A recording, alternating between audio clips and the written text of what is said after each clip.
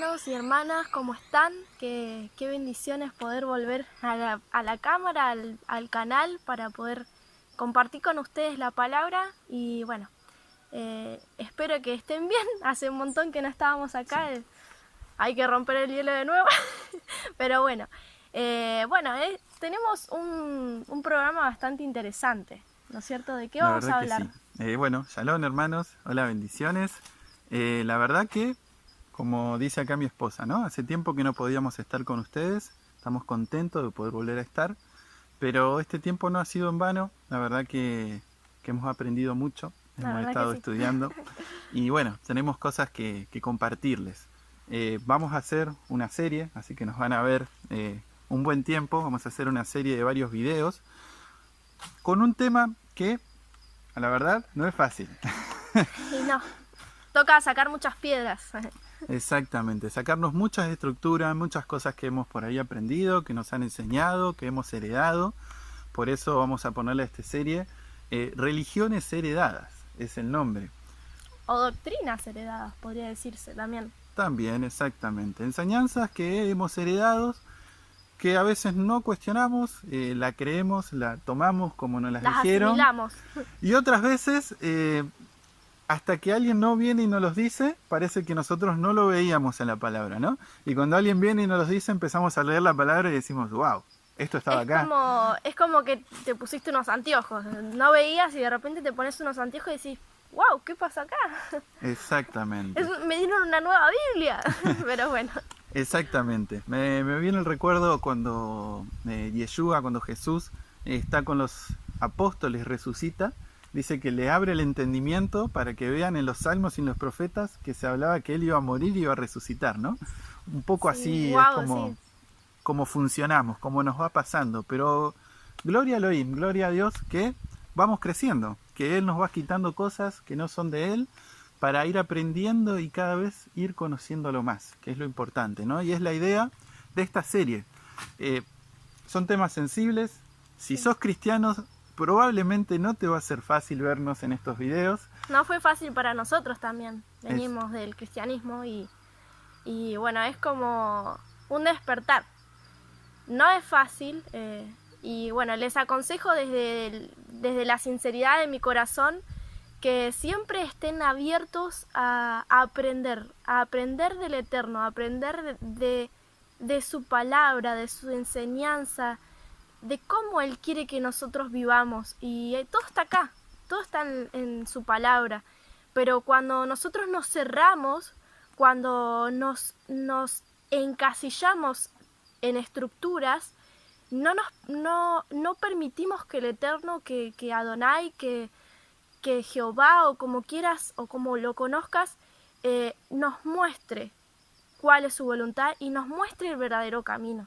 Entonces este video es un poco una ayuda y también un testimonio de cómo nosotros estamos transitando este camino también, cómo el Señor nos fue abriendo los ojos con respecto a creencias, a doctrinas o a estructuras que nosotros heredamos o que aprendimos de otra persona y quizás nunca la escudriñamos, simplemente la asimilamos y ya está. Así es.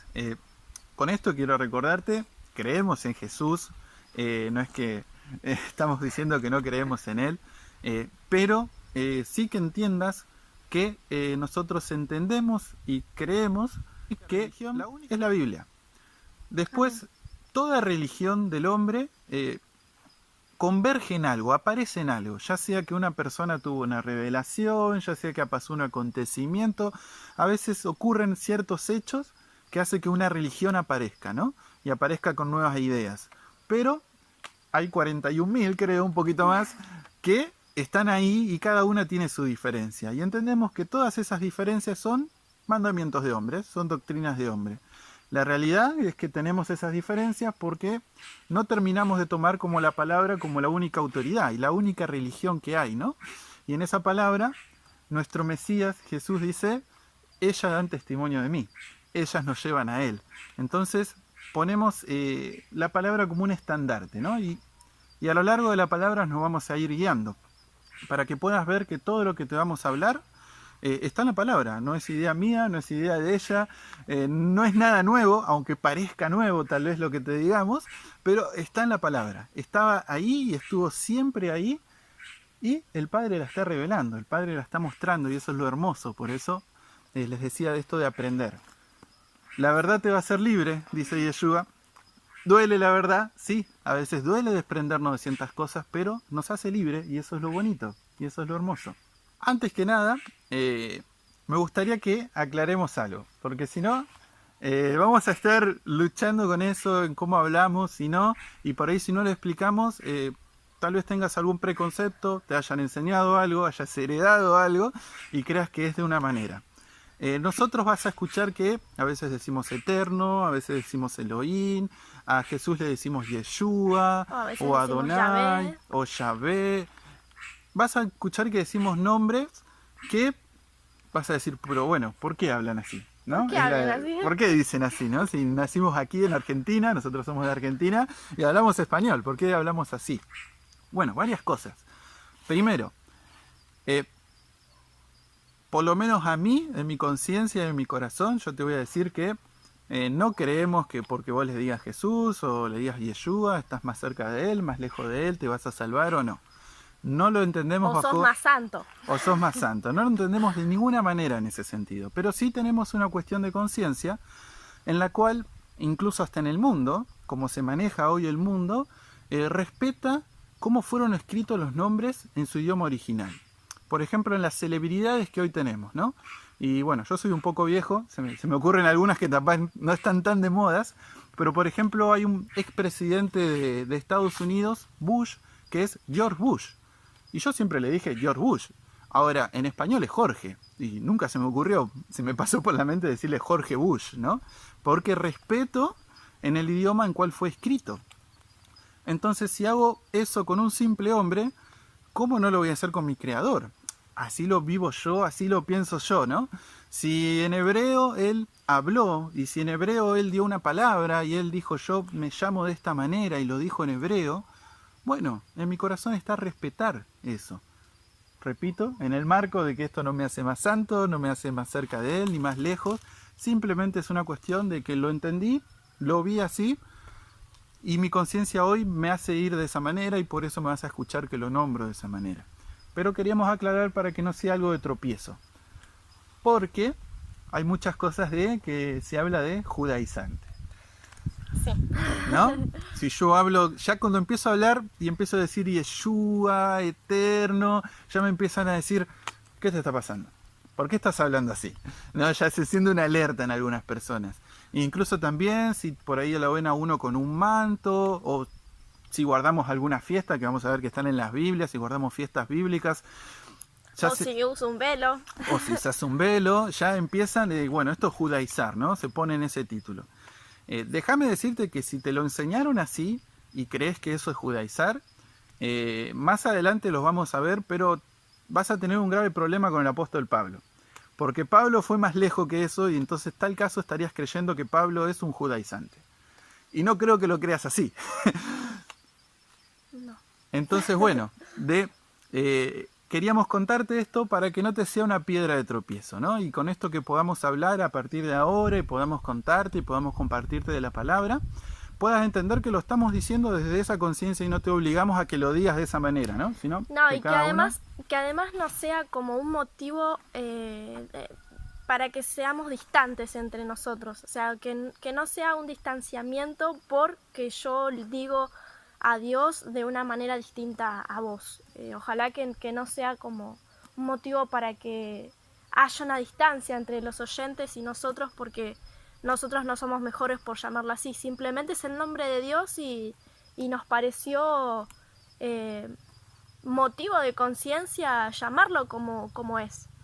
Así que bueno, queríamos compartirles esto porque seguramente ninguno de los programas lo hemos tocado. No. Y es importante también que ustedes lo sepan porque, bueno, también es el Dios de ustedes. Exactamente. Y como una cosa no quita la otra, me decía mi abuelita, vamos a ponerlo en contexto bíblico a esto también, ¿no? En la palabra, creo que conocemos, y tal vez si no conocemos está en Génesis, cuando está en la Torre de Babel, que todos hablaban una misma lengua.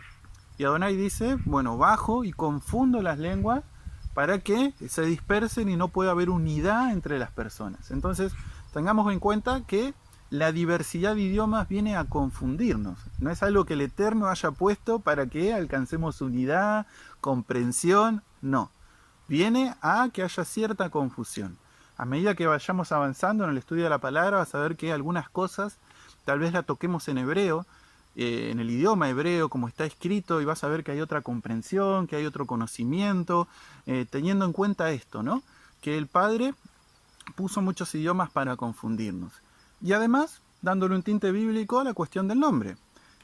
Hay muchas referencias en la Biblia con respecto al nombre de Adonai, ¿no? Se habla mucho del nombre de él, el nombre de él, el nombre de él, el nombre de él. Entonces, bueno, no es, incluso hay un mandamiento que fue esculpido con su dedo, dice, no tomarás en vano el nombre de Adonai. Entonces, bueno, son cosas que quiero compartir, que son bíblicas y que, bueno, lógicamente han hecho a mi conciencia también, claro, de querer llamarlo de una manera, fueron, ¿no?, el motor de por cual hoy llamamos a Dios como es su nombre en hebreo, ¿no? Su nombre original. Exactamente. Pero bueno, no vamos a dilatar más el tema. Sí. Vamos a empezar con la historia nuestra. Vamos a empezar con la historia del cristianismo. Después más adelante vamos a ir a la historia del judaísmo. Entiéndase, y bueno, si sos cristiano o si sos judío y tal vez nos estás escuchando, nos estás viendo, tanto el judaísmo como el cristianismo son religiones. Nos guste o no, hoy siglo XXI es difícil las religiones. El cristianismo es una religión, convergió, apareció en algo. Y vamos a ver cuánto de ese algo es bíblico, cuánto de ese algo tal vez no nos lo han enseñado y hay hombres que han puesto cosas entre medio. Vamos a intentar desmenuzar eso del cristianismo y después del judaísmo, la historia de los judíos, la historia del pueblo de Adonai, porque en realidad el judaísmo es una religión. En realidad el pueblo de Adonai tiene que ver con un pueblo israelita, una nación de Israel. Puede llamarse hebrea también porque hablaban en hebreo. Vamos a ver que bueno, hay mucha confusión también ahí. Generalmente nosotros nos lo enseñaron y asociamos judío con israelita. Y no todo israelita es judío. Y eso tenemos que aprenderlo, tenemos que saber diferenciarlo, ¿no? Así que bueno, vamos a empezar. Más que una nación, era una familia. Eran tribus que descendían de un hombre, ¿no? De Jacob, ¿no? O Israel, como lo llamó Dios después. Exactamente. En algún momento también llegaremos a esos temas, ¿no? De empezar a vivir como familia, ¿no? De empezar a romper todas estas estructuras, estas religiones, porque al fin y al cabo las religiones nos separan. Lejos están de unirnos, ¿no? Tristemente todos creemos en un mismo Mesías, pero por las religiones, porque yo entiendo esto así, esto lo entiendo allá, y andamos ahí divididos y peleados, ¿no? Y muy lejos de estar cerca. ¿Ibas a decir algo? Sí, es que iba a comentar que cuando vos dijiste que hay más de 41.000 religiones, todas se basan en una interpretación de las escrituras, porque la escritura es una sola, pero se generaron, se formaron, se levantaron religiones a partir de simples interpretaciones de la única escritura que hay. Entonces, lamentablemente esas interpretaciones generaron una distancia entre creyente y creyente, que ambos creían en el mismo Dios, ¿no? Exactamente, ahí es donde empezaron a aparecer estos mandamientos, estas doctrinas de hombres que nos separaron. Pero bueno, Adonai dice que vamos a volver a estar unidos, ¿no? Está profetizado, él viene a buscar un pueblo, vamos a alcanzar esa unidad, vamos a alcanzar ese amor, ese entendimiento de la fe, y estamos en ese proceso. ¿Crees que el Mesías está cerca por las señales que están afuera? Bueno, van a empezar a haber señales dentro del pueblo. Amén. También que nos va a llamar a estar en esa unidad y en ese amor, que nuestro Mesías dijo que el mundo nos iba a conocer al fin y al cabo por el amor que nos tengamos, ¿no? No tanto por lo que sepamos, sino por cómo vivamos. Así es. Mientras que en el mundo se vuelva más oscuro, dentro del pueblo de Dios va a haber más luz. Amén. Y amén, y gloria a Dios, y que se acerque cada vez más esa profecía, ¿no? Es el cumplimiento de esa profecía. Amén. Bueno, ¿querés empezar con el tema que tenemos arrancamos hoy?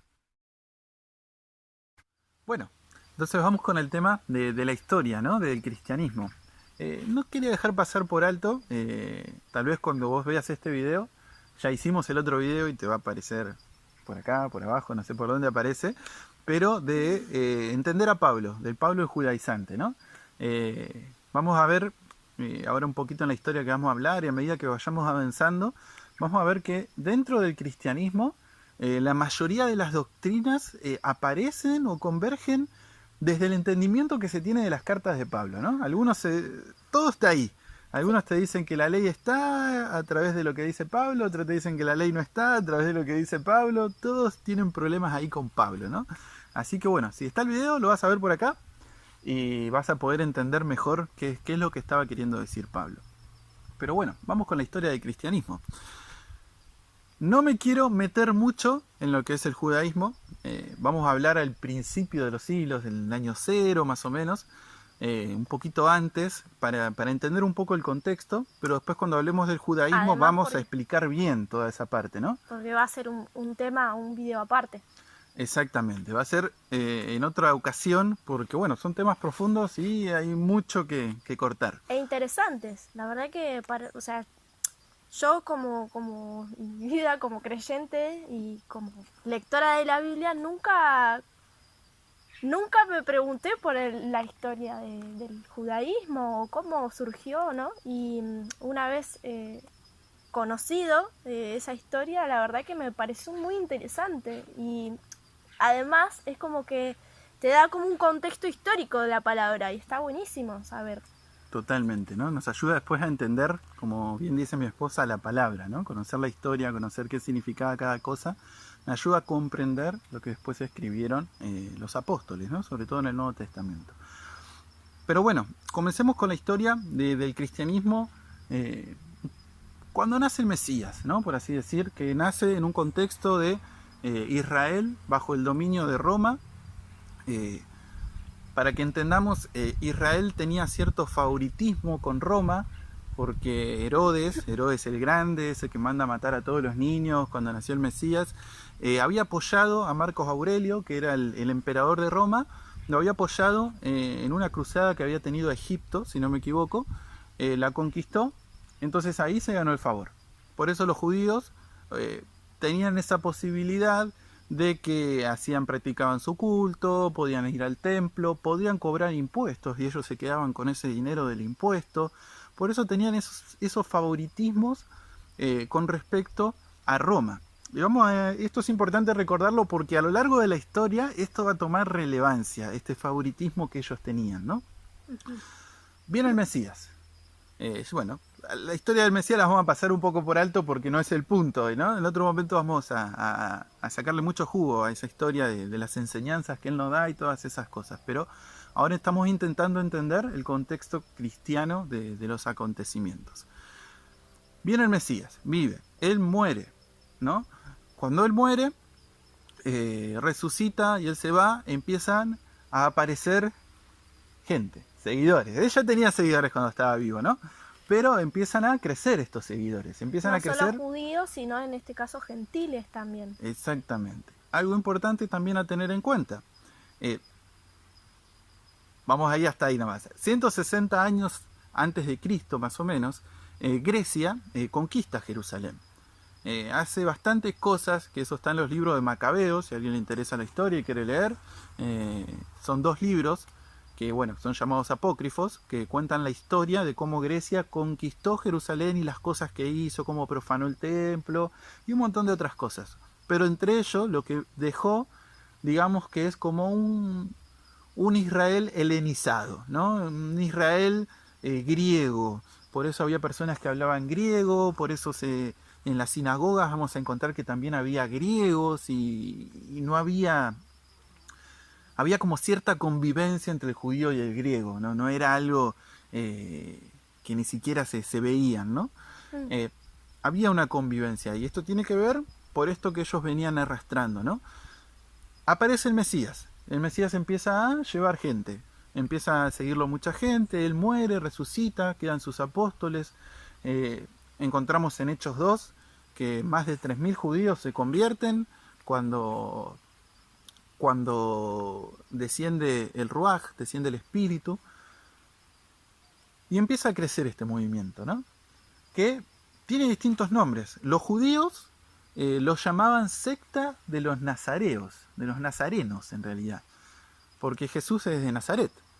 Entonces se los reconocía que, bueno, estos son los nazarenos, ¿no? Era una secta que venía de los nazarenos. O también se los conocía como los del camino, porque ellos hablaban mucho del camino, el camino, el camino. Yeshua es el camino, ¿no? Él lo dijo. Vamos a ver que es muy profundo en realidad lo que él dijo a la luz de la Escritura, pero bueno, vamos a avanzar con lo que tiene que ver con los hechos históricos. Eran conocidos así. Tiempos después son conocidos como cristianos, pero no por los judíos, sino por los gentiles.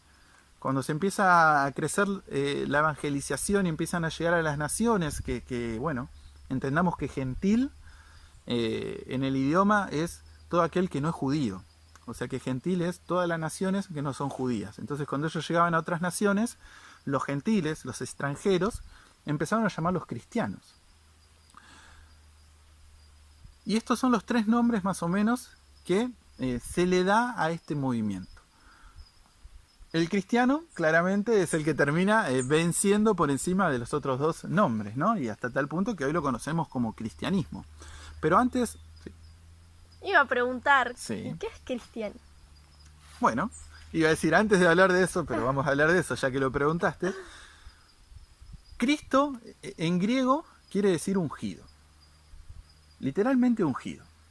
Hay un tema con la palabra Cristo, que es que en la mitología griega hay dioses, hijos de dioses que fueron ungidos.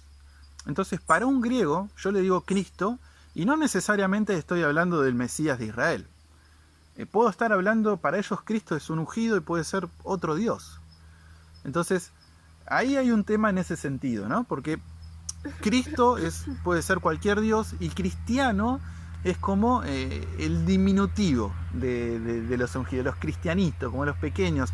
No solía ser un adjetivo que hablara bien de la persona en realidad, ¿no? El griego medio que se lo pone como hasta cierta burla, ¿no? Exactamente.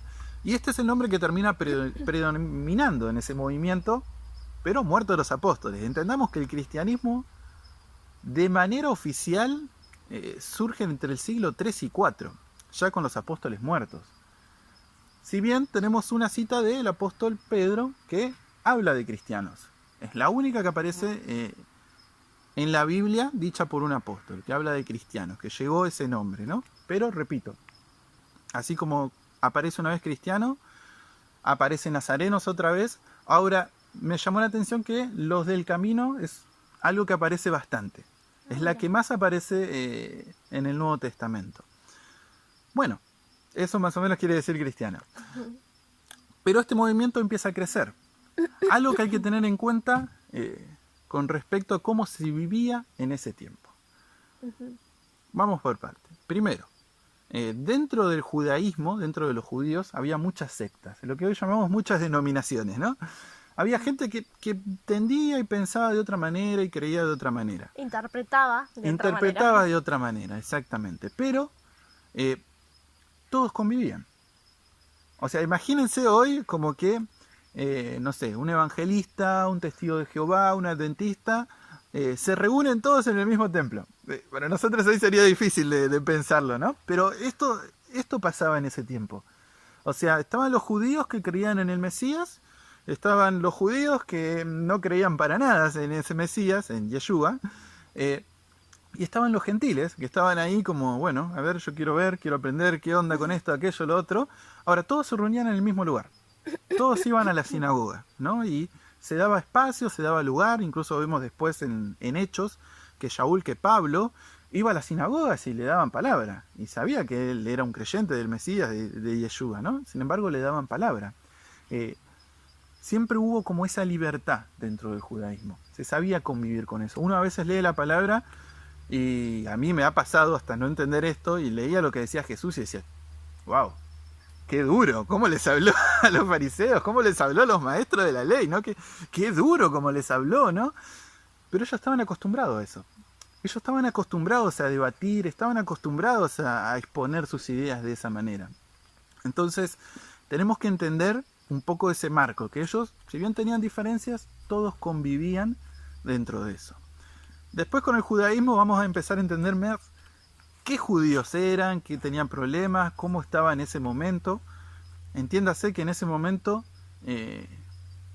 las 12 tribus, Israel tiene 12 tribus, las 12 tribus no estaban ahí en Jerusalén. O sea, era un grupo reducido de judíos los que estaban ahí y estaban en las sinagogas enseñando y estaban ahí manejando las cosas del templo. Eran poquitos, era algo reducido. Eso hay que entenderlo bien, porque si no creemos que son todos los israelitas, ¿no? Son todos los judíos que hicieron eso. No. Pero bueno. Ya lo veremos. Ya lo veremos, sí. Pero sigamos avanzando con la primera idea que dejé ahí picando, ¿no? Con esto de este favoritismo que tenían los judíos para con Roma. Algunos dicen que por ahí, y en realidad sí, el mejor término es judiano, porque es de Judea. Judío es una religión, ¿no? Pero bueno, entiéndase cuando digo judianos o judíos, que esta buena relación que tenían con Roma. ¿Qué pasa? Esta relación se empieza a deteriorar, empieza a sufrir problemas. ¿Por qué? Entendamos que Israel siempre fue un pueblo espiritual, si lo podríamos llamar. Entendamos también que la idea de Mesías, un Mesías, alguien que nos viene a salvar, es puramente israelita. O sea, fuera de la religión judía o fuera de Israel, mejor dicho, no existe un Mesías. O sea, usted vaya a buscar al hinduismo, al budismo, vaya a buscar una religión fuera del cristianismo y no se va a encontrar con un Mesías, no se va a encontrar con alguien que nos viene a libertar, nos viene a hacer todo lo que sabemos que Yeshua va a ser, nuestro Mesías, ¿no? Pero es importante tener en cuenta eso, porque siempre fue Israel un pueblo difícil de conquistar, porque siempre fue un pueblo muy espiritual, siempre estuvo muy arraigado y siempre tuvo muy presente a Elohim en su vida, en su sociedad. Tienen la experiencia de haber sido libertado, el pueblo de Egipto, que Adonai los escogió como un pueblo, hizo maravillas para liberarlo. Entonces, es que justamente en la palabra dice que las naciones que lo circundaban a Israel decían que era una nación fuerte porque su Dios estaba con ellos. Exactamente. Entonces, era difícil manejarse con Israel en ese sentido. Pero Roma e Israel empiezan a tener problemas de relaciones. Empiezan a tener problemas, ¿por qué? Porque como este pueblo era así, había continuas revueltas. Revueltas que intentaban expulsar a ese poder político de la tierra de Israel. Hasta tal punto que vemos que los discípulos de Yeshua tenían esta idea también, ¿no? Tenían la idea de un Mesías que nos iba a venir a liberar de Roma. Tenían este nacionalismo, por así decir, de que somos la nación y no puede haber algún imperio que nos esté sujetando, nos esté cobrando impuestos, nos esté acá gobernando, nos esté acá aplastando, ¿no?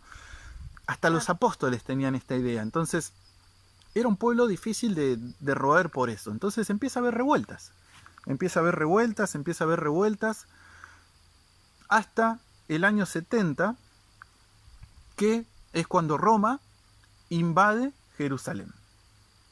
¿De cómo Roma invade Jerusalén? Sí, Roma empezó a perder poder dentro de Jerusalén, entonces envía a Tito y lo envía para destruir la ciudad. Envía para prender fuego Jerusalén, prender fuego el templo. Se acaba lo que es el templo. Para Israel un golpe duro.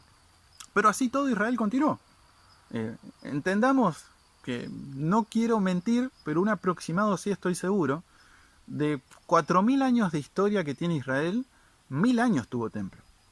Y dentro de esos 1000 años de que tuvo templo por la apostasía, durante cientos de años no le daba uso. Sí. Entonces Israel sabía vivir sin templo, no es que no hubo templo y no sabían qué hacer, ¿no? Ellos sabían manejarse sin eso. Entonces ocurre esta revuelta antes de los años 70, va a Roma, invade, prende fuego, hace que bueno, esto también fue propicio para que digamos que los apóstoles y los seguidores y los discípulos empiecen a dispersarse, empiecen a abrirse, ¿no? Algo que también les costaba. Yeshua le dice a los apóstoles que vayan y prediquen el evangelio a todo el mundo. Ahora uno, hasta Hechos 7, Hechos 8, se encuentra con que los apóstoles todavía estaban en Jerusalén. No habían salido de ahí, les costaba desprenderse y salir y empezar a cumplir esa palabra, de predicarlo a todo el mundo, ¿no? Por ahí fue Pablo el que llevó más adelante esa labor de empezar a llevarlo hacia todo el mundo el Evangelio. Pero bueno, empieza estas revueltas que quiero leerles una en específico, quiero ser fiel con el año para que lo puedan buscar en la historia. Aparece alguien que es Simón Bar Kokhba. Bar Kokhba, exactamente. Este es un judío que agarra ciertas sectas judías, como ciertamente unificadas, dicen, este es nuestro Mesías, este nos viene a liberar. Utilizan algunos pasajes de la Escritura y dicen, este es nuestro Mesías y este nos viene a liberar. Hasta acá recuerden que de alguna manera todos convivían, ¿no? Todos convivían en la sinagoga. Incluso cuando no estaba el templo, imagínense el lugar que pasó a ocupar la sinagoga. Bueno, ahora es nuestro lugar de reunión, no está el templo, bueno, acá es donde vamos a poner el núcleo, acá es donde está lo fuerte ahora. Y este hombre aparece y tiene una revuelta del año 132 al 135. Y es importante esto. ¿Por qué es importante? Porque en esta revuelta, los judíos que no creían en Yeshua, en Jesús como su Mesías, llaman a los judíos que sí creían a que se unan a esta revuelta, que vayan en contra de Roma, para ser liberados. Pero con el cabecilla de que ellos llamaban Mesías, Bar Kokhba. Exactamente, con ese cabecilla. ¿Qué es lo que pasa? Ya por una cuestión de que entendemos que Yeshua nos dijo, muchachos, por las armas no es el camino, y lo sabemos, pero además de eso no vamos a acompañar la revuelta de alguien que entendemos que no es nuestro Mesías. ¿Qué pasó? Esta revuelta fue y lamentablemente murieron miles y miles de judíos. A partir de ahí empieza a haber un quiebre entre el judaísmo que no creía en Yeshua con los que sí creían. Empieza a haber un quiebre que ahí se acentúa más. Si bien el quiebre empieza cuando Roma empieza a tener mala relación con el judaísmo. ¿Y por qué? Porque Roma empieza a perseguir al judaísmo. Y los judíos creyentes en Yeshua empiezan a querer diferenciarse, apartarse de ese tipo de judaísmo. Ahí empieza a haber una brecha, empiezan a alejarse el uno del otro. Y esto se ve acentuado cuando en esta revuelta no los acompañan, no van unidos. Entonces a partir de ahí los llaman minim, que son herejes, porque traicionaron a la patria, no acompañaron esa revuelta unidos con el pueblo. Entendamos que para la mente hebrea, para la mente judía, el pueblo, como dijo antes mi esposa, ¿no? Es una familia. Y viven como familia, viven unidos en ese sentido, ¿no? Entonces por eso fue un quiebre, fue doloroso para el judío que no creía en el Mesías como Yeshua, que otros judíos no la acompañaran en esa revuelta, ¿no? Que su hermano judío no la acompañe. Exactamente. Estamos hablando del año 130, 140. Entonces, ¿qué empieza a pasar? Dentro del judaísmo se empiezan a poner oraciones en las cuales uno entraba a una sinagoga y en la oración tenía que, de alguna manera, maldecir a Yeshua. Empiezan a poner esas oraciones para que el seguidor de Mesías no empiece a ir a la sinagoga. Empiezan a generar esa división.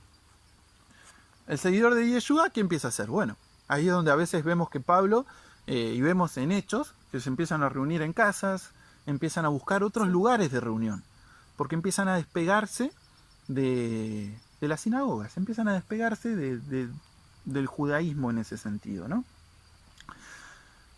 132 y 135. De acá tendremos 150 años, 200 años más en que esta brecha empieza a crecer, se empiezan a separar.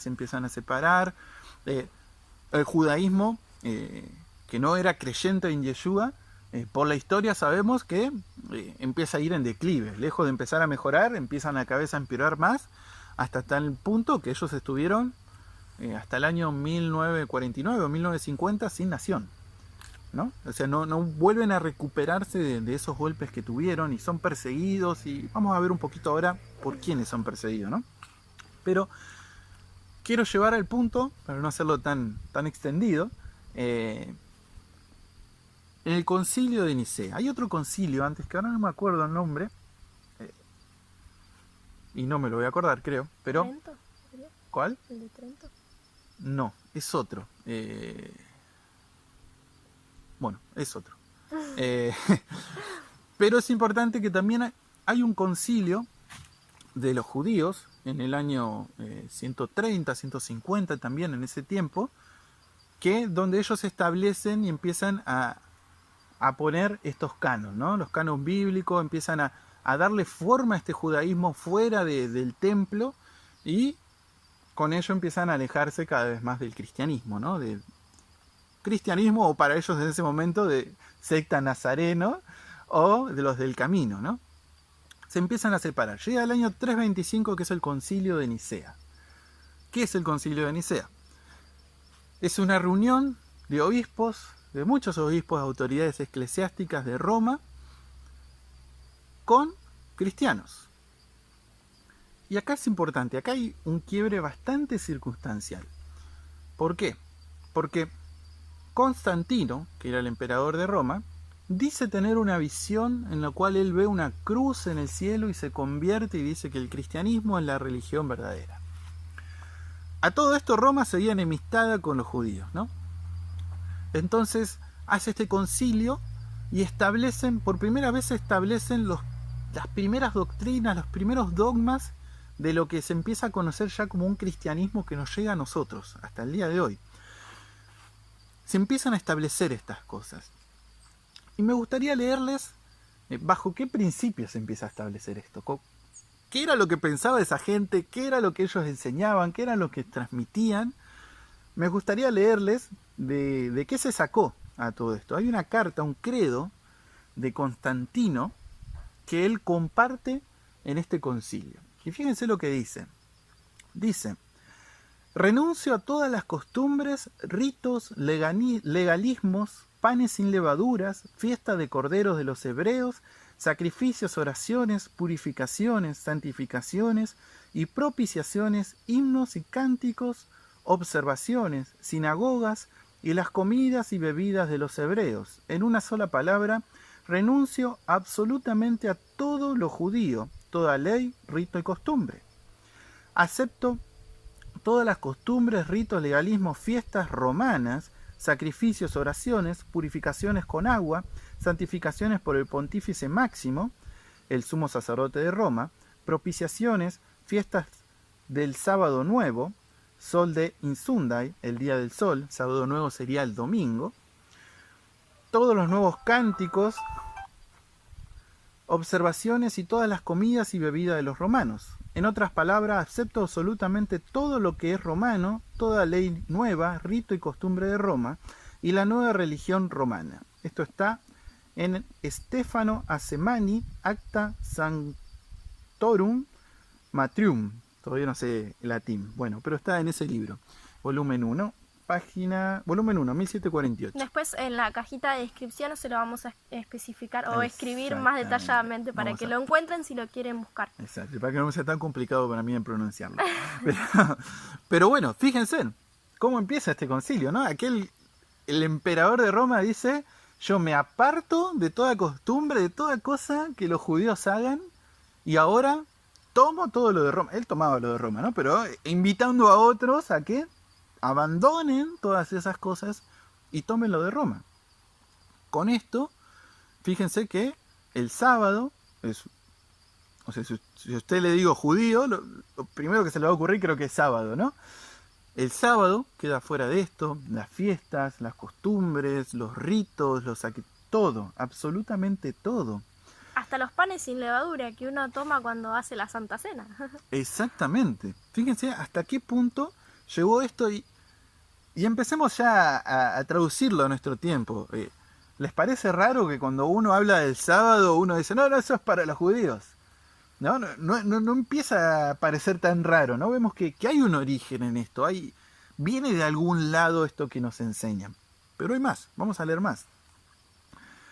Vamos a leer la resolución del concilio de Nicea por Constantino. Dice así: por el amor y la armonía de nuestra común devoción al Señor Altísimo en cuanto a lo concerniente al más sagrado día de Pascua, fue decretado por consentimiento común de todos los obispos de Roma, que debe ser celebrado el mismo día en cada lugar. Esto es para que sea más hermoso y más venerable por medio de un festival por el cual hemos recibido la esperanza de la inmortalidad, por lo cual deberá ser observado por todos de la misma manera. Hablando de la Pascua, de Pesaj en hebreo, en la Biblia nos dice que hay un día específico para festejar en esto. Que como el calendario hebreo es lunar, no todos los años cae en la misma fecha, en comparación con el calendario solar. Claro.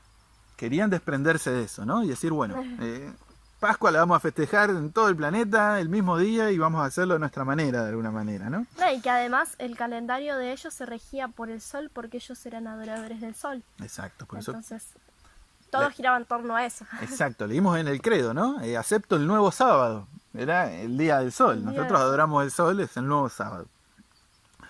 Continúa, nos ha parecido algo indigno a todos que la celebración de esta fiesta de Pascua, de la más alta solemnidad, se deba guardar siguiendo la costumbre de aquellos judíos inmundos y miserables, quienes habiendo manchado sus manos con tan horrible crimen, la muerte de Jesús, por tanto, son afectados por la ceguera merecidamente del alma. Es fuerte como habla, ¿no? La descripción que tiene. Ahora, no quiero pasar por alto los puntos. Fíjense, hermanos, si usted cree que fueron los judíos que mataron a Jesús, vuelve a leer la Biblia. Porque la Biblia nos dice que fueron nuestros pecados los que lo mataron a él. En Isaías 53 tenemos la profecía que se iba a dar del Mesías, que se iba a cumplir, mejor dicho, con el Mesías, en la que dice específicamente, en los versículos que no me acuerdo, en los números, después se lo ponemos, dice, molido fue por nuestros pecados, la sangre, el principado, sobre su hombro, dice, por su llaga fuimos nosotros curados, obviamente hablando de los pecados, ¿no? Entonces, decir que los judíos fueron que los mataron es como decir que un ladrón cuando mata a alguien dice, el arma lo mató, yo no lo maté. O sea, los judíos fueron, por así decir, un instrumento, pero el que los matamos, el que lo mató a Yeshua, a Jesús, al Mesías, fuimos nosotros, nuestros pecados. Exactamente, y sé que no es fácil de comprenderlo, ¿no? O sea, uno lo explica y explicándolo se entiende, pero a nuestra mente no le es fácil asimilarlo. O sea, entender que a Yeshua no lo mataron los latigazos, no lo mataron los clavos en las manos, en los pies, no lo mató nada de eso. O sea, Él muere por nuestro pecado. O sea, ¿cómo funciona dentro del cuerpo? Eso no tengo idea. Elohim tiene idea de eso, yo no. Pero sí tengo idea de lo que dice la palabra. Y la palabra dice que fueron nuestros pecados lo que lo mataron. No culpabiliza a los judíos de la muerte del Mesías, porque de alguna manera yo estaría quitándome esa culpa que tengo, ¿no? Así es. Entonces, tengamos en cuenta eso. Ya acá empieza a haber una división de que los judíos hicieron esto y nosotros no. Así es. Continúa.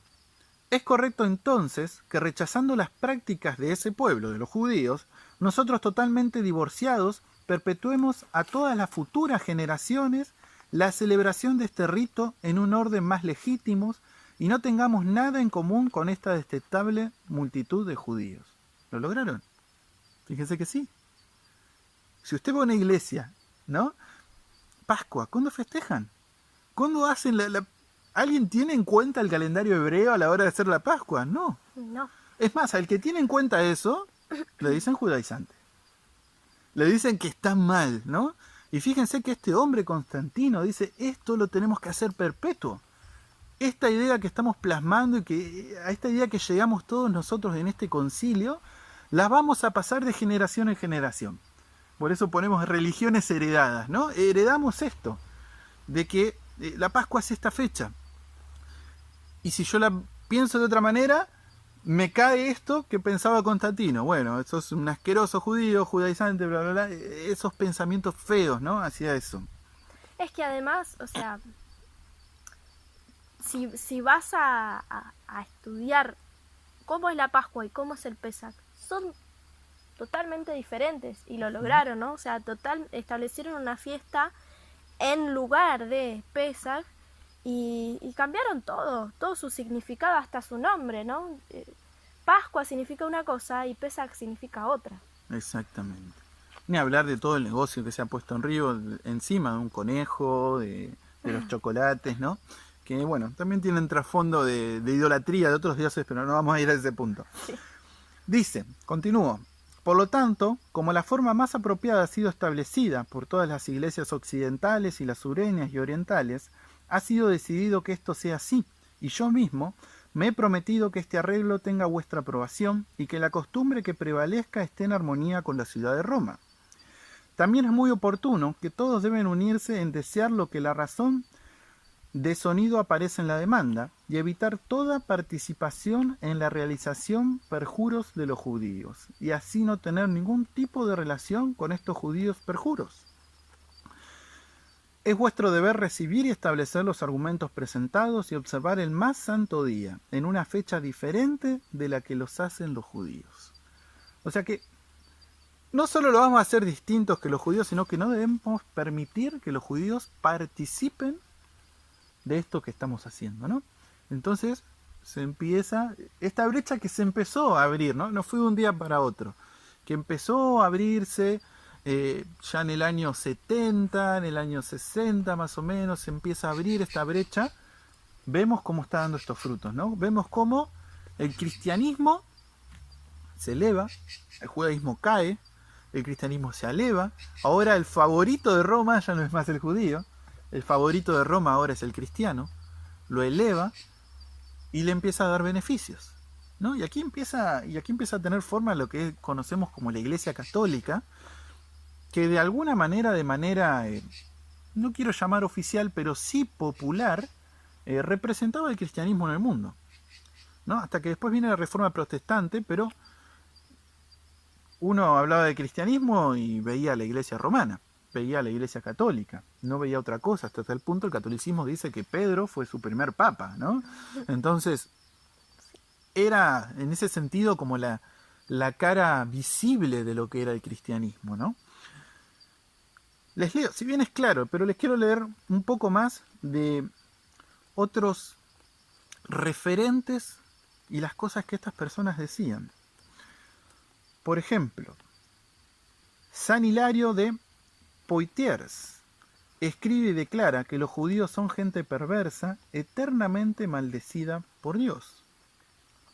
San Efraín en sus himnos se refiere a las sinagogas como prostíbulos.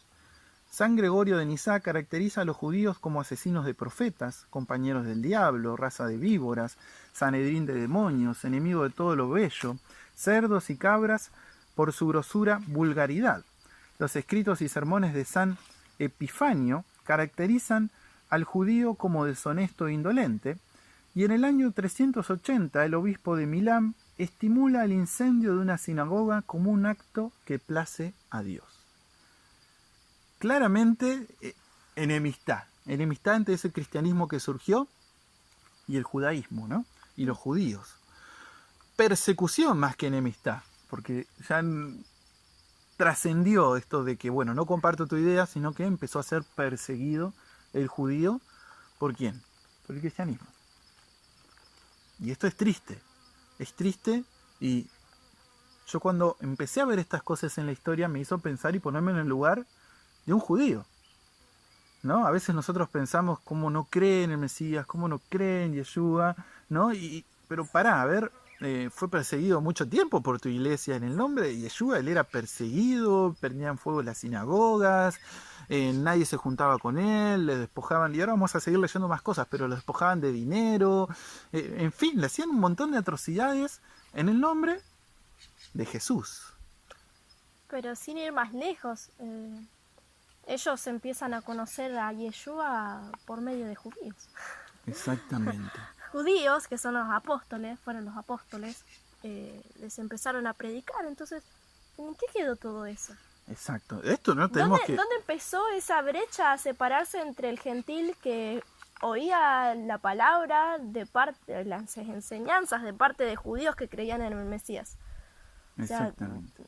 ¿qué pasó ahí? ¿Qué pasó? ¿Qué nos pasó, no? Porque hoy, a ver, y hay algo que no tenemos que olvidarnos, hermanos. A ver, el Mesías es judío. Yeshua es judío. O sea, en ninguna parte de la escritura dice que él dejó de ser judío. Nació de madre judía, padre judío, nació en Israel. Los apóstoles eran judíos. Vamos a ver más adelante cómo vivían ellos. Vamos a ver que vivían como judíos. No vivían alejados de esas costumbres que tenían. No obligaban a otros judíos conversos que abandonen sus costumbres tampoco. Entonces, ¿qué nos pasó? De más está decir que muchas de sus costumbres estaban escritas en la palabra. Exactamente. O sea, eran enseñanzas que Dios les había dado a ellos para que siguieran, ¿no? Exactamente. Y a todo esto, no olvidar que Adonai, Dios, tiene un pueblo de Israel. O sea, toda la palabra nos dice que su pueblo, su nación es Israel y él viene a buscar a ella, ¿no? Entonces, ¿qué nos pasó de que vemos en la historia que hubo este alejamiento, pero hoy nosotros somos los hijos, somos los que heredamos ese alejamiento, ¿no? Y hay muchas estructuras, muchas cosas que romper con respecto a eso.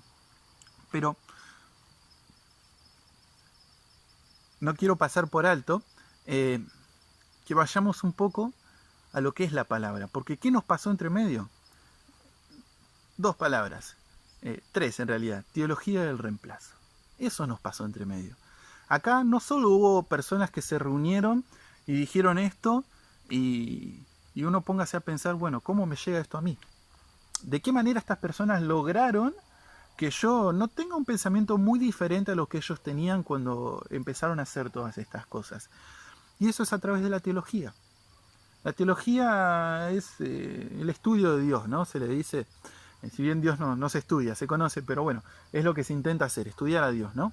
Entonces, la teología es algo que le enseñan a los líderes, a cómo interpretar la escritura, a cómo entenderla, qué es lo que dice la escritura en realidad, y esto empieza a ser transmitido a la gente que se quiere acercar a la fe, ¿no? Y acá, hermanos, todos pasamos por esto, o sea, yo creo en Adonai y agarro una Biblia y digo, wow, ¿por dónde empiezo acá? ¿No? Esto me parece difícil de entender, ¿no? Entonces, aparecen personas que ya tienen una experiencia, un conocimiento y me ayudan a crecer en eso. Y no estoy diciendo que esto no sea bíblico. Adonai estableció este orden. Hay personas que le da dones para que sirvan a otros, para que le enseñen. Es un orden que Adonai puso. El tema es que lo que se enseña no es la palabra. Lo que se enseña es lo que se entendió de la palabra, pero vamos a empezar a ver que no tiene que ver que se entendió mal porque, bueno, hubo buena voluntad, pero se entendió mal, ¿no? Que a veces uno tiene buenas intenciones, pero bueno, no salió como uno lo esperaba. Vamos a empezar a ver que esta teología está hecha adrede. Es una intencionalidad. Exactamente, está intencionada para que nosotros nos sintamos distantes del judío, del hebreo, del israelita. Está intencionada para que nosotros tengamos esa distancia y hasta una pérdida de identidad, diría yo. Pero podemos leer. Es que uno puede decir, ¿cómo puede ser si Dios les estableció un pueblo judío, se le presentó a Israel, a un pueblo hebreo? ¿Cómo hoy puedo sentirme aislado de esa historia, sentirme aislado de esa identidad? Exactamente. Pero sí, fue posible. Así que bueno, ahora lo vamos a ver un poco en la palabra. Exacto, hay unos ejemplos que podemos ver de cómo, pequeños ejemplos, hay muchos ejemplos en la palabra, pero de pequeños ejemplos de cómo vamos a ver cómo hay esa intención de cambiar las cosas. Bueno, hay una palabra que se usa mucho hoy en día y es la palabra iglesia. Iglesia... ¿Qué es iglesia? O sea, ¿qué es iglesia? Ay, allá, la congregación allá de los hermanos. Pero iglesia en el griego original es eclesia. Se traduce iglesia, pero es eclesia. Y, perdón, pero es interesante el punto de que los cristianos se apropiaron del término. Porque en realidad iglesia es reunir, una reunión popular, reunirse. O sea, si yo me reúno, no sé, para construir algo... es una iglesia, es una iglesia, o sea, la iglesia es la reunión, Pasa que, bueno, el cristianismo lo tomó y hoy es reunión para adoración a Dios nomás. Sí, por así decir, ese término se cristianizó. Exactamente, sí. Pero bueno, iglesia, como dijo mi esposo, significa reunión o congregación popular. Exactamente. Bueno, si lo quieren como un poco más detallado, está en el Strong 1577.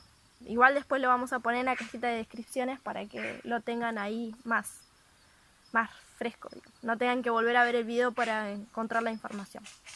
Bueno, tenemos un ejemplo de esta palabra que en la Reina Valera se utiliza congregación, o sea, se la traduce a esta palabra eclesia como congregación cuando habla de los judíos, e iglesia si habla de los cristianos, o si está hablando en su contexto de los cristianos.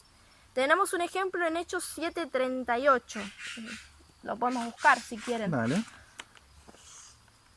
Hechos 7:38. También podemos agregar que iglesia, cuando lo buscamos en el Strong es un diccionario bíblico, que el que tiene aplicaciones va a saber lo que es. Nos dice que especialmente es una congregación populosa, pero especialmente puede ser una comunidad cristiana o una sinagoga. Cualquiera de las dos puede ser. Sí, significa reunión popular, específicamente sinagoga o comunidad cristiana. Bueno, tenemos acá el capítulo 7 de Hechos, el versículo 38, si no me equivoco, sí 38 dice: este es aquel Moisés. Está hablando Esteban en este contexto. Él le está, digamos, contando la historia, está predicando la historia de cómo Elohim o Dios levantó a su pueblo. Y dice, en el versículo dice: este es aquel Moisés que estuvo en la congregación en el desierto con el ángel que le hablaba en el monte Sinaí y con nuestros padres, que recibió palabras de vida para darnos. Acá en este versículo, en el griego, está la palabra eclesia. Dice congregación, que ¿no? se puede traducir como iglesia o como congregación. Y sin embargo acá se la puso como congregación. Después tenemos otro ejemplo en Hechos 14:27, donde se traduce como iglesia. Después, si quiere, puede buscarlo. Y también tiene esa palabra eclesia. Sin embargo, está hablando en un contexto, en el contexto de los cristianos. Exactamente. Detalles que hacen que uno no vea iglesia en el Antiguo Testamento, ¿no? Que ya de por sí Antiguo Testamento y Nuevo Testamento también tiene esta connotación, ¿no? Porque antiguo es como viejo, no le preste mucha atención. Como que está en desuso. Está en desuso, o sea, no sé, o sea, lees Salmos, saca algunas promesas y listo, ¿no? No más que eso. Pero puesto desde el antiguo. Eso también son pequeñas cosas que van haciendo a esta teología de reemplazar, ¿no? Y acá vemos un reemplazo, donde podría decir iglesia, no sabemos por qué motivo, si bien leyendo un poco la historia podemos llegar a entender por qué motivo, ponen congregación, ¿no? Ponen la intención, ponen congregación y no ponen iglesia. Como para hacer, digamos, una diferencia, una separación de entre lo antiguo, los judíos, y lo nuevo, los cristianos, ¿no? Exactamente. Después tenemos otra palabra, que es sinagoga. Sinagoga siempre uno alude a los judíos, sinagogas. En el griego es sunagoge. Es un poco diferente, pero al cabo es lo mismo, ¿no? En Apocalipsis 3:9 se lo traduce así, tal cual, sinagoga. Sinagoga de Satanás encima, ¿no? Pero cuando estás leyendo el contexto, te da como una connotación negativa de esa palabra, porque el apóstol dice sinagoga de Satanás, escribe, ¿no? Exactamente. Refiriéndose, obviamente, a los judíos. Y en Santiago 2:1 y 2 se traduce como congregación. Y es la misma palabra, sunagoge. Y bueno, está hablando obviamente de una congregación cristiana. Ahí es cuando habla de los ricos y pobres. Dice, si en tu congregación, si en tu iglesia entra alguien que es rico y otro pobre y vos haces diferencia, dice que está mal, ¿no? Pero fíjense que tranquilamente podría haber parecido sinagoga. Así es. Pasa que, O congregación o iglesia. o en las dos, o en la otra que es negativa, podría haber puesto congregación. O podría haber puesto dicho iglesia de Satanás. Exactamente. Pero como se refería a los cristianos, es como no vamos a poner que Santiago está diciendo que cuando los cristianos entren a una sinagoga. Entonces empieza a haber este reemplazo, esta teología de reemplazo que empieza a reemplazar cosas, porque como vimos acá en el concilio, la idea es separarte de todo lo que es judío. Hasta tal punto, hermano, y déjame decirte, que si vos crees que la iglesia de Adonai, la iglesia de Yeshua, comenzó en Hechos, no. La iglesia está desde antes. La iglesia está desde el principio, desde que Adonai, desde que Jehová o desde que Dios se les presentó a Abraham. Exacto, pero una iglesia como una congregación de personas, porque tenemos cuando se le aparece a Abraham, se le aparece a Isaac, se le aparece a Jacob, se le aparece a Noé, pero siempre eran como a una familia, claro, a una persona, ¿no? Pero ya cuando es una congregación populosa tiene que ver cuando lo saca de Egipto. Claro. Ya cuando se conformaron y se multiplicaron y se hicieron una nación, las 12 tribus. Exactamente, ahí empieza ya a hacer esa iglesia.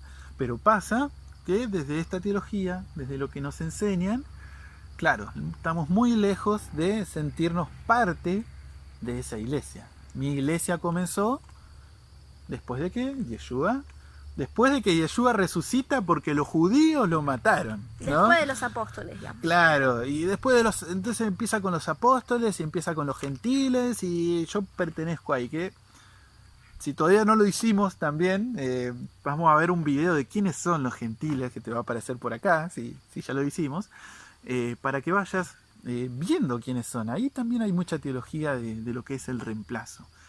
Y esta teología del reemplazo, no solo estos versículos, sino ideas generales.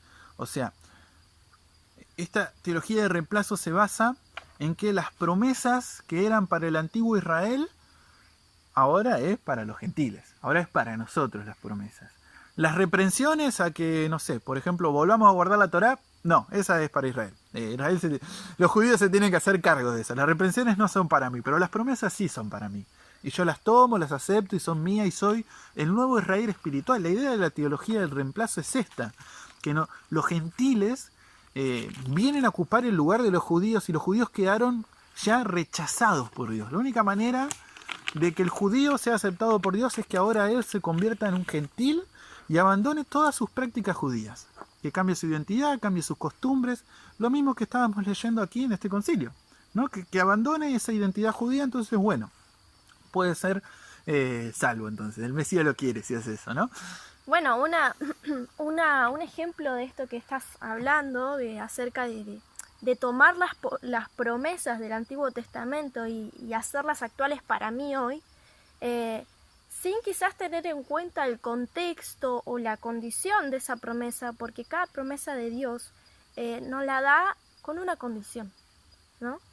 Y bueno, una de esas famosas que para mí, como que cuando estaba dentro de esas creencias cristianas, o por así decir, dentro de una religión, mejor dicho, las tomé así como con mucha fuerza, ¿no? ¡Ay, Dios!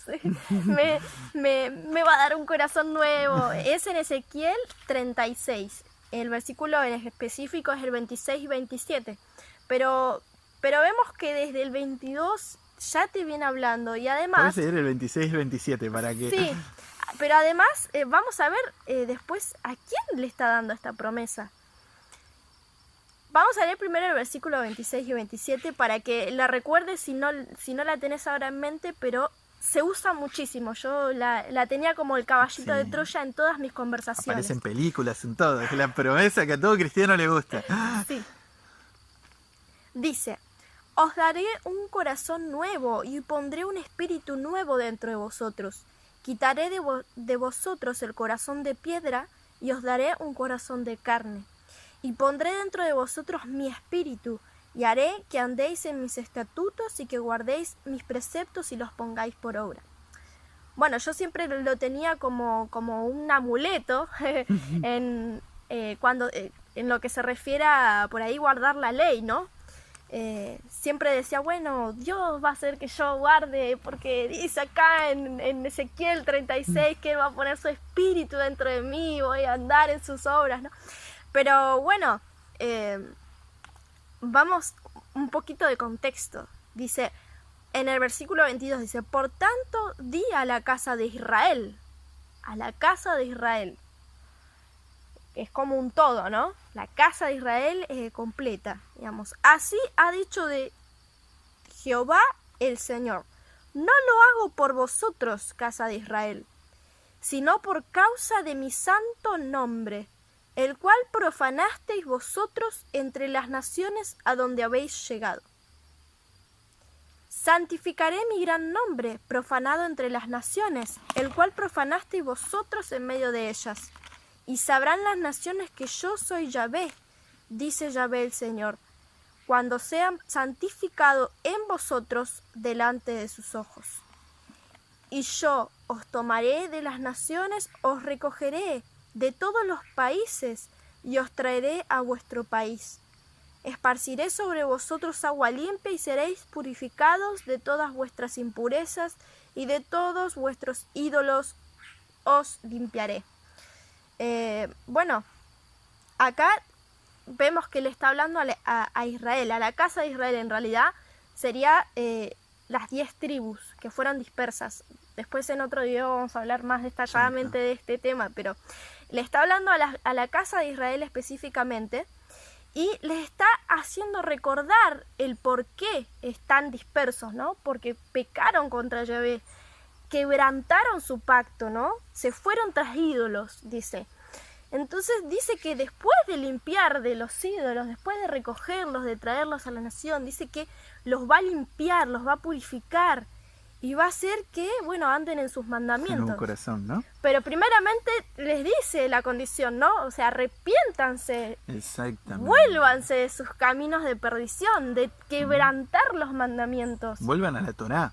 Y Vuelvan no a los hace, mandamientos, sí. Vuelvan a la ley, ¿no? Y no lo hace por vos, no lo hace por mí, no lo hace por la casa de Israel, lo hace por Él, por su nombre, por magnificar su nombre ante las naciones, dice acá, ¿no? Y bueno, mucho tiempo tomé sin contexto esta profecía, esta promesa, mejor dicho, de Dios, y aparte... Exacto. Pero... la aislaba, ¿no? Bueno, es para mí. Exacto. Ahora, ¿qué hace acá la teología de reemplazo? Te dice, bueno, Israel sos vos en realidad, pero vos sos un Israel que no es bíblico, porque vos sos un Israel desprovisto de todos los mandatos, de todas las ordenanzas que Dios dio para Israel. O sea, sos un Israel sin la identidad que Dios dice que un israelita tiene que tener, ¿no? Entonces eso hace la teología del reemplazo. Te dice, sí, vos sos Israel, pero sos Israel espiritual y estás, alejate de toda cosa judía, te dicen, ¿no? Que, como bien decía hace un rato mi esposa, son cosas bíblicas, están acá en la palabra. No estamos hablando de mandamientos de hombres que tienen los judíos que tienen, y los vamos a ver en el video que hagamos de la religión judía, ¿no? Para entender que sí y que no. Pero muchas de las cosas que ellos hacen son bíblicas, porque tiene que ver con una identidad que Dios le da a su pueblo. Y esa identidad, entre muchas de las cosas, tiene la Torá. La Torá es parte de esa identidad. Entonces te dice, volvete a mi Torá, volvete a esa ley. Pero el cristianismo, de manera general, ¿qué dice? Está abolida. Entonces yo vivo como quiero, tengo la identidad que yo quiero, solamente, bueno, creo en el Mesías y listo. Desprovisto de toda esa identidad, y esto es producto de la teología del reemplazo, y esto es producto de lo que inició en ese concilio de hablando, nos queremos separar de esa identidad judía, ¿no? Bueno, otro ejemplo, perdón que te interrumpa, otro ejemplo de esto que vos decís, amado, tiene que ver con esto, ¿no? Dice, en Hebreos está hablando de lo que Yeshua, de lo que Jesús hizo por nosotros, en el capítulo 8. Bueno, cita una profecía también, una promesa, que, bueno, estaba pensando mientras vos hablabas, que si nosotros queremos apropiarnos de las promesas, tenemos que entender algo, que esas promesas son para la casa de Israel o para la casa de Judá, propiamente dicho. Entonces, si nosotros nos queremos apropiar de esa promesa, tenemos que entender que tenemos que pertenecer a ese grupo. Exactamente. O sea, si Dios le dio esta promesa a Israel y yo quiero esta promesa, tengo que ser perteneciente a Israel. No hablo de en la carne, hablo en el espíritu. Me tengo que considerar casa de Israel. Leo, dice, estableceré con la casa de Israel y la casa de Judá un nuevo pacto, porque ellos lo habían quebrantado alejándose de los mandamientos de Dios. No como el pacto que hice con sus padres, dice en el versículo 9, el día que los tomé de la mano para sacarlos de la tierra de Egipto. Como ellos no permanecieron en mi pacto, guardar sus mandamientos. Vemos en el Antiguo Testamento que ellos se apartaron, se fueron tras ídolos. Dios lo pone como en un sentido figurado, se prostituyeron, se fueron tras ídolos. Dice, el cual ellos no permanecieron en mi pacto, yo me desentendí de ellos, dice el Señor. Por lo cual, este es el pacto que haré con la casa de Israel después de aquellos días, dice el Señor. Pondré mis leyes en las mentes de ellos, y sobre su corazón las escribiré. Y seré a ellos por Dios, y ellos me serán a mí por pueblo.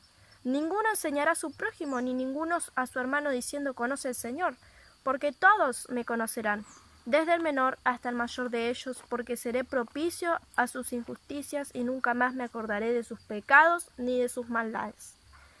Exacto. Bueno, está clarísimo en este versículo, en esta porción, ¿no?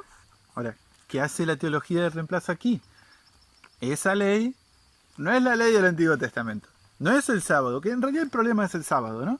De los 10 mandamientos no es el sábado.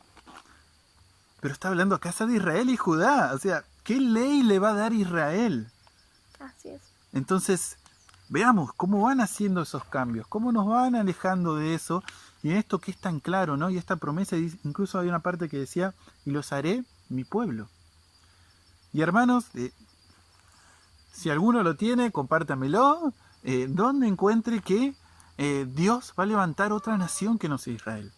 ¿Dónde lo encuentra en la Biblia que Dios va a ser otra nación que no sea Israel y esa también va a ser salva junto a la nación de Israel? ¿Dónde dice la Biblia que son dos naciones? Nunca lo dice. Es más, en la palabra Shaul nos dice, y abajo le vamos a dejar en la descripción el versículo, donde dice que los gentiles, que nosotros éramos ajenos a los pactos, que estábamos lejos, ahora somos conciudadanos de Israel, somos ciudadanos de esa patria, pasamos a ser Israel, dice. Entonces pensamos, bueno, los judíos fueron desechados y entramos nosotros con una nueva personalidad, con una nueva identidad. Pero en Romanos 11, el apóstol Pablo también nos dice, 11.1, digo pues, ¿ha desechado Dios a su pueblo? En ninguna manera, porque también yo soy israelita de la descendencia de Abraham, de la tribu de Benjamín. ¿No ha desechado Dios a su pueblo, al cual desde antes conoció? ¿O no sabéis qué dice la Escritura? ¿Cómo invoca a Dios contra Israel diciendo, Señor, a tus profetas han dado muerte, a tus altares han derribado y solo yo he quedado y procura matarme? Es cuando habla después de Elías, ¿no? Pero fíjense que dice que de ninguna manera Dios desechó a su pueblo. ¿Y cuál es su pueblo?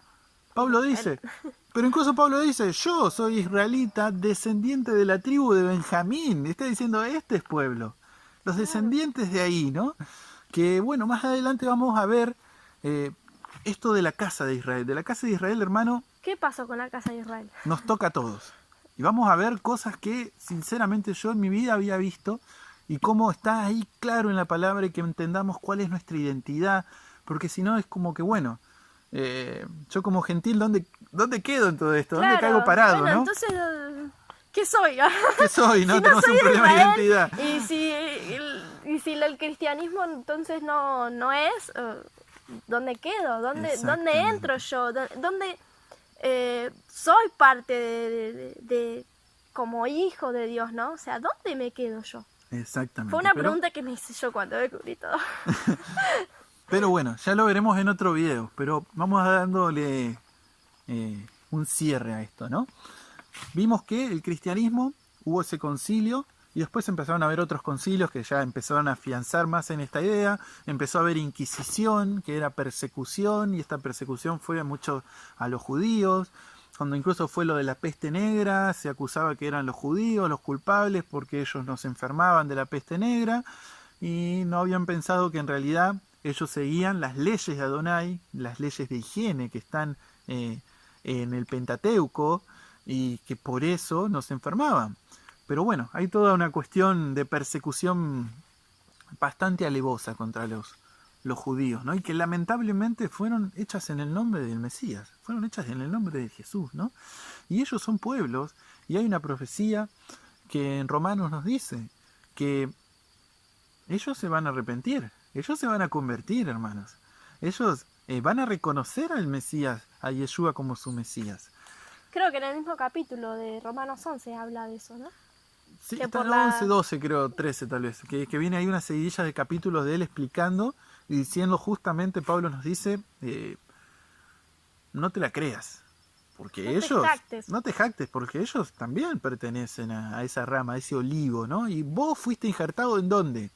En ellos, dice. No fue al revés, o sea, vos fuiste injertado en ellos, ¿no? Entonces, nosotros fuimos injertados en Israel, en el pueblo judío, no pueblo judío, en Israel, porque judío es una religión y la vamos a ver, pero bueno, pasan estos concilios, pasan esta persecución, Roma tiene su auge, ya sabemos que el papado, por así decir, que es la parte visible que queda de Roma, empieza a tener estas alianzas con los reyes, empiezan a perseguir personas, a dominar, hasta el siglo XV más o menos. Empiezan a aparecer personas dentro del catolicismo que Lutero viene a ser un poco el que recopila un trabajo que ya se venía haciendo en realidad, que empieza en Inglaterra, si no me equivoco. Hus era. Empieza Hus. Hus Wycliffe. es en lo que es ahora Italia, pero no es Italia, que ahora no se me viene el nombre, pero en esa zona, y Wycliffe es el que comienza también en Inglaterra. Empiezan a haber algunas personas que empiezan a moverse, empiezan a ver en la escritura, a todo esto. Tenemos un catolicismo que se adueñó de las escrituras. Y bastante distorsionado de lo que Jesús enseñaba. Exactamente, a partir de ahí, digamos que algo que no habíamos comentado, los judíos empiezan a ser perseguidos, el judío empieza a dividirse de los otros judíos que creían en el Mesías, de los nazarenos, me gustaría decir. ¿Y qué pasa? En las congregaciones cada vez empiezan a haber menos judíos. Y cada vez empieza a haber menos nazarenos. Más personas, exactamente, menos nazarenos, empieza a haber más personas que no tenían un conocimiento de la Torá. Porque hasta el momento a las personas se las instruía en la Torá. Y Hechos 15 en el concilio de Jerusalén refleja un poco esto, ¿no? De, bueno, cómo vamos instruyendo a las personas que van llegando en la Torá. Se los instruía en la Torá.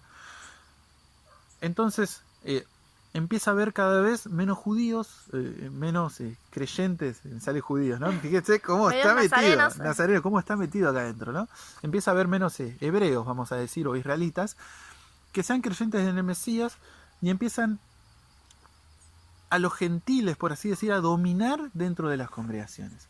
Entonces empieza a haber gente que enseñaba, pero que no tenía un conocimiento de la Torá, que no tenían esa experiencia con la Torá, que no tenían esa cercanía, ¿no? Que no comprendían esa historia del pueblo de Israel. O sea, entendamos, hermanos, que, a ver, hoy siglo XXI yo tengo mi teléfono y busco lo que quiero.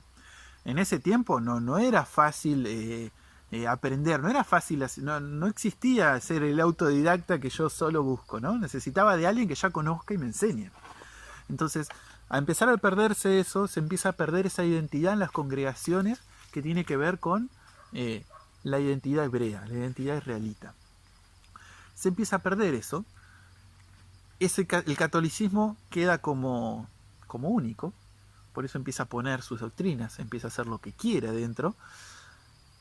Y toda esa cosa que bastante alejado de lo que es la Biblia, ¿no? De las enseñanzas bíblicas, empiezan a decaer, empieza a tener conflicto cuando empiezan a surgir estas personas, estos reformadores, que nosotros los conocemos como la Reforma Protestante, y empieza a haber un cambio, que lamentablemente es un cambio que no es tan cambio.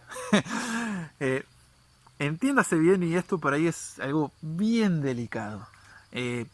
Lutero fue una persona que nos trajo muchos beneficios a nosotros. O sea, hoy tenemos la palabra, la tenemos traducida gracias al trabajo y a la valentía que tuvo ese hombre de enfrentar un montón de cosas, ¿no?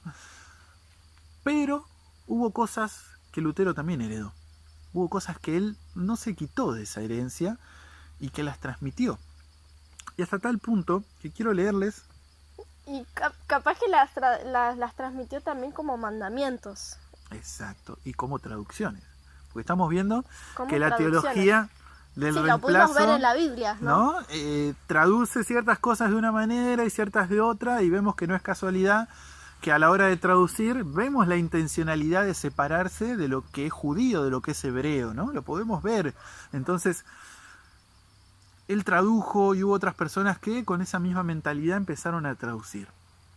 A todo esto, es interesante saber que a la hora de nosotros tenemos una lengua bastante simple, bastante sencilla, pero en idiomas como en el hebreo o el griego, tenemos que entender que lo que yo traduzca está pero muy, muy arraigado, muy conectado a lo que yo crea. No se piense que las traducciones es, bueno, dice esto, entonces significa esto. No. En hebreo y en griego, en hebreo, como es una lengua madre, dice una palabra y esta palabra puede significar muchas cosas. La palabra sola, ya de por sí en el hebreo, una letra significa muchas cosas. Así que imagínese una palabra y imagínese en contexto, porque el contexto también le da un significado. Entonces, depende mucho de lo que yo crea, cómo voy a traducir. Sinceramente, y no es con ánimos, o sea, esto lo digo y entiéndame bien lo que quiero decir. Sinceramente, no existe la Biblia traducida literal. Eso es un invento para vender más Biblias. No existe. Es imposible hacerlo. No existe eso, está traducido literal. Tenga en cuenta eso. Siempre hay intenciones. No estoy diciendo que Lutero sea malintencionado, estoy diciendo que él heredó cosas. Y fíjense lo que él dice. Por ejemplo, él tiene en uno de sus libros que da como 7 consejos, le da a los reyes, como 7 mandatos de lo que se debería hacer con los judíos. Y fíjense lo que dice. En primer lugar, empieza fuerte, en primer lugar debemos prender fuego sus sinagogas o escuelas y enterrar y tapar con suciedad todo lo que no prendamos fuego, para que ningún hombre vuelva a ver de ellos piedra o ceniza. Esto ha de hacerse en honor a nuestro Señor y a la cristiandad, de modo que Dios vea que nosotros somos cristianos y que no aprobamos ni toleramos a sabiendas tales mentiras, maldiciones y blasfemias a su Hijo y a sus cristianos. En segundo lugar, también aconsejo que sus casas sean arrasadas y destruidas, porque en ellas persiguen los mismos fines que en sus sinagogas. En cambio, deberían ser alojados bajo un techo o en un granero, como los gitanos. Esto les hará ver que ellos no son los amos en nuestro país, como se jactan, sino que están viviendo en el exilio y cautivos, como incesantemente se lamentan de nosotros ante Dios. En quinto lugar, que la protección en las carreteras sea abolida completamente para los judíos. No tienen nada que hacer en las afueras de las ciudades, dados que no son señores, funcionarios, comerciantes, ni nada por el estilo, que se queden en casa. Fíjense las ideas que tenía Lutero, ¿no? Con respecto a los judíos, y a las sinagogas y estas cosas, ¿no? Lo mismo que Constantino. Vemos esta misma esencia, esta misma idea que fue pasando siglo tras siglo de querer alejarse, de querer separarse de todo lo que tenga que ver con lo judío, no teniendo en cuenta, y entiéndaseme bien, yo no estoy diciendo que los judíos no tengan mandamientos de hombre y que tienen toda la verdad. Lo que estoy diciendo es, guarda, porque cosas que hacen los judíos son bíblicas. Entonces, en ese afán de desechar todo lo que hace el judío, podemos estar desechando mandatos bíblicos, la palabra de Adonai. Entonces, en eso hay que tener cuidado, ¿no? Y ni hablar de entender que somos parte de esa nación, ni hablar de entender que son nuestros hermanos, ¿no? Y ni hablar de entender que probablemente, más que ellos pasar a ser gentiles y desprenderse de toda su identidad, nosotros somos los que tengamos que acercarnos más a ellos, ¿no? Es al revés el proceso. Pero nos dijeron muchas cosas. Heredamos muchas cosas que hoy, si estás escuchando esto por primera vez y te quedaste hasta ahora escuchándonos y venís de un cristianismo fuerte, de estructurado, con esas ideas, te va a chocar, te va a parecer fuerte. A nosotros nos pasa igual. Es un... Se llama disonancia cognitiva. Exactamente, disonancia cognitiva. O sea, vino alguien y te dijo, che, pueden ser las cosas distintas como siempre te la enseñaron. Y en nuestra mente genera un... No. Un choque, sí. La primera impresión es no. No, para, ¿qué me está diciendo? Exactamente. Pero entendamos, hermanos, y esto es lo que quiero terminar de recalcar antes de leerles algo, que esta es nuestra religión. O sea, nosotros nos tenemos que apegar a lo que dice acá, ¿no? Y debemos buscar, porque si bien nosotros leímos unos versículos de lo que han querido cambiar, ¿no?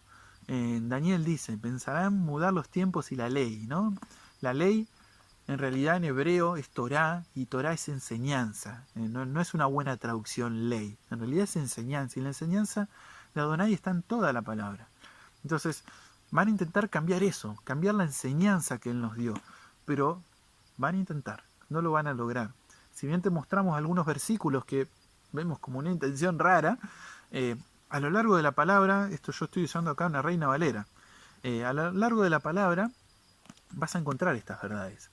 No han podido cambiar esto que vos no lo puedas encontrar por más que tengas una Biblia moderna, no traducida de las mejores maneras. Pero bueno, esta es nuestra religión y en eso debemos basarnos. No tenemos que tener miedo a cambiar cosas que sabemos que no son bíblicas. Si la palabra de Dios no está probando lo que yo creo, lo que yo hago, cómo yo me comporto, cómo es mi identidad, desechémoslas, hermanos. Porque es la palabra de Dios la que nos tiene que guiar. No es una persona, no es una religión, no es una institución. Es la palabra de Dios. Entonces, aferrémonos a eso, agarrémonos a eso, ¿no? Y aunque duela, y aunque nos sacuda, y aunque tengamos que empezar de nuevo, aunque tengamos que decir, bueno, tengo que aprender todo de nuevo, con ánimo, porque Adonai dice en su palabra, ¿no? Depende de dónde construyamos. Si construimos en arena, por más que construyamos muy bonito, cuando venga la tempestad nos va a tirar todo. Entonces, mejor es empezar de cero, pero construir en buenos cimientos, construir en la palabra de Dios, construir en lo que Él nos dice de verdad, y sabemos que aunque esté alta la pared o bajita, por más que venga la tempestad, lo que tengamos hecho no va a ser destruido. Entonces, en eso construyamos, hermanos. Amén. Y quería leerles un versículo con el cual fue un poco el que siento que representa esto de lo que hemos aprendido. Está en Jeremías 16, que es una profecía incluso, entiendo yo, y tal vez esté equivocado, que son para los tiempos finales, para estos tiempos, que dice: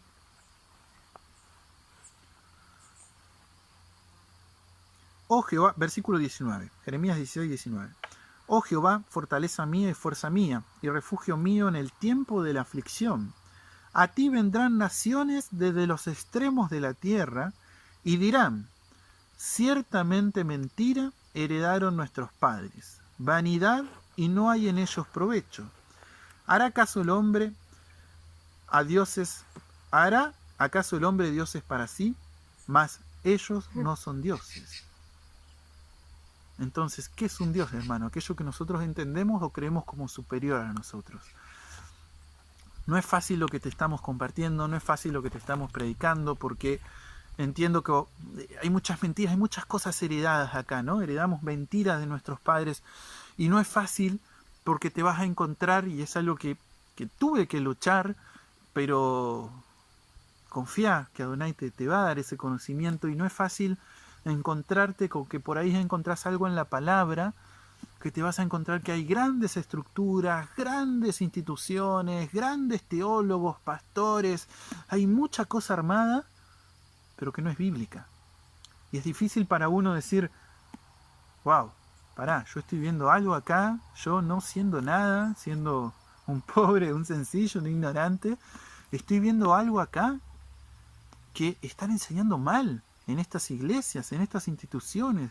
Personas que van y pagan una carrera de teólogo por años y les enseñan y se memorizan esto, aquello, lo otro, no están viendo esto.